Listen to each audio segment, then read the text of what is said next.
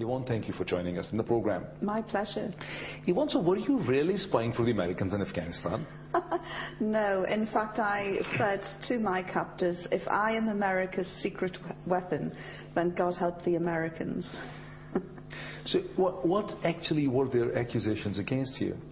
I had entered their country illegally, without a passport, without a visa, and while everyone else in Afghanistan was trying to get out and into safety in Pakistan, they couldn't understand why somebody like me would sneak into their country. And they were very suspicious. It was a time of war, and they didn't believe that I was a journalist, which I can fully understand. But over a period of days we were able to prove that I was indeed a bona fide journalist. And what were the grounds they left you? They released you. What were the grounds they released you on? They released me after 10, 11 days on humanitarian grounds. Mullah Muhammad Omar, the spiritual leader of the Taliban, signed a document which was then faxed to Kabul, where I was later held in the final few days, and it said that Mullah Omar was releasing me on humanitarian grounds. Even when you came back to England, you know, the first controversy, you first created the headlines, as I said in the outset, when you were actually seized by the Taliban, but you created a second set of headlines when you came back, and you appreciated them.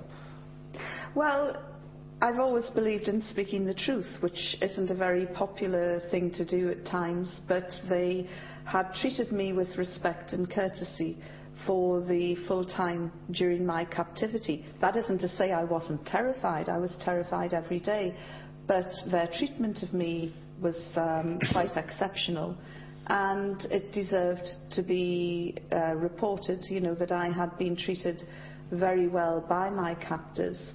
But you have also been very critical of their treatment toward the women in general.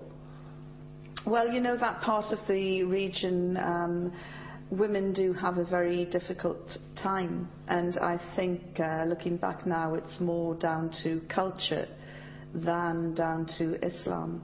Looking down now, you said it was not realized then? No, my knowledge of Islam was very limited.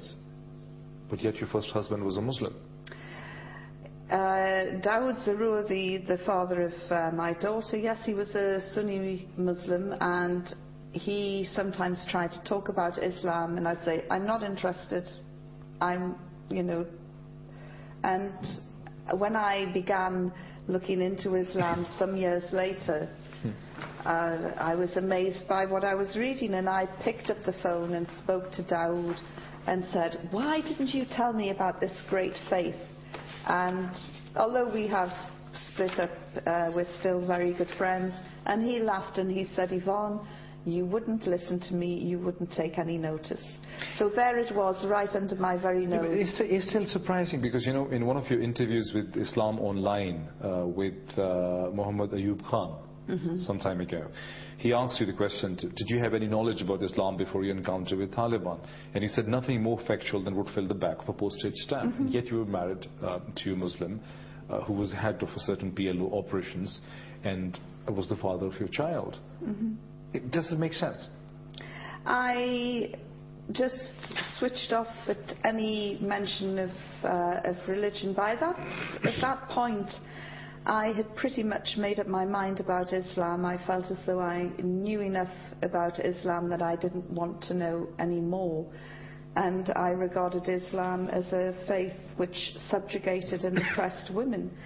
Now I look back and I try and find out, when did the poison start? When did it begin? And I was brought up in the north of England in a little village where you were either a Protestant or a Catholic. There was nothing as exotic as Islam. And I tried to look back and see when this demonization process began, and it began at the time of the Iranian Revolution, when the Iranians seized a lot of American hostages and the yellow ribbons were all